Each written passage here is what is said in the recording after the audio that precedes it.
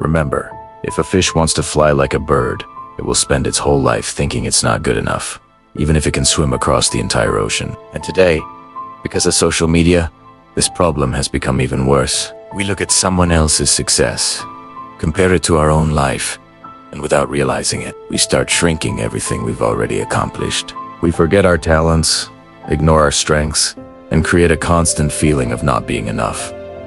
This kind of thinking is dangerous because it pushes many people into sadness, anxiety, and even hopelessness. That's why today's story is for anyone who has ever thought, "I'll never be as good as them."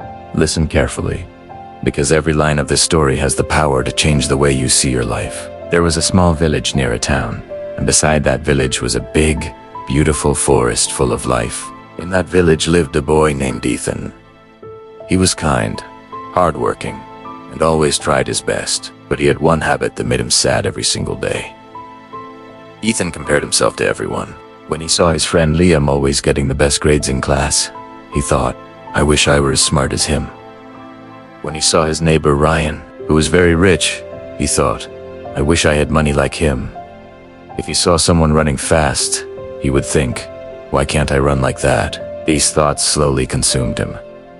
He lost interest in the things he once enjoyed. He couldn't focus on his studies. And whenever he was alone, one sentence echoed in his mind, "I'll never be like them." One day, a wise old man named Grandpa Joe visited the village. He was known for giving simple, yet powerful advice. Ethan, desperate for answers, approached him and said, "Grandpa, I work so hard, but whenever I see someone doing better than me, I feel sad. It feels like I'll never catch up to anyone." Grandpa Joe smiled gently and said, "Come tomorrow morning to the oldest tree in the village. You'll find all your answers there." The next morning, Ethan went to the tree. Grandpa Joe was already there, as if he'd been waiting. "Look around, Ethan. What do you see?" Ethan looked and said, "There are many trees, Grandpa. Some tall, some short, some full of fruit, others bare." The old man chuckled lightly and asked, "Now tell me, if the apple tree looked at the coconut tree and said, 'Why am I so short?' Or if the coconut tree said, 'I wish I had sweet fruits like the apple,' how would that sound?" Ethan laughed. "That would sound really silly, Grandpa." The old man nodded. "And now, how do you feel looking at this forest?" Ethan breathed deeply. "It feels beautiful. Everything looks just right." Grandpa Joe smiled. "Exactly, because every tree has a purpose, a function, a unique beauty. If they were all the same, this place would be dull." In the same way, people are different. Each person has something special. The apple tree gives sweet fruit, while the coconut tree is tall and strong. Both are important, just different. Then Grandpa Joe took Ethan to a small pond. Fish swam in the calm water, and above them a bird soared in the sky. Grandpa Joe said, "Now imagine if the fish said, 'I wish I could fly like that bird.' Would that make sense?"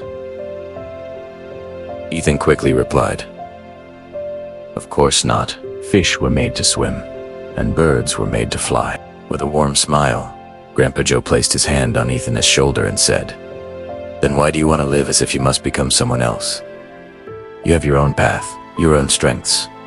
Maybe you just don't see them yet. Stop comparing yourself. You don't need to fly like a bird if you were born to conquer the ocean." These words struck deeply in Ethan's heart. It felt like someone had lifted a curtain from his eyes. For the first time, he understood that the problem was never him, it was the constant comparison draining his happiness. From that day on, Ethan decided to change. He stopped looking at the lives of others and started focusing on his own. He discovered abilities he never knew he had. His interest in studying returned. His joy slowly came back. And something amazing happened. His confidence returned. His life regained color. Years later, after hard work and patience, Ethan built his own business. He grew, succeeded, and became an inspiration to the whole village. Whenever someone asked him, "Ethan, what was the secret to your success?" he smiled and replied, "Never compare yourself with others.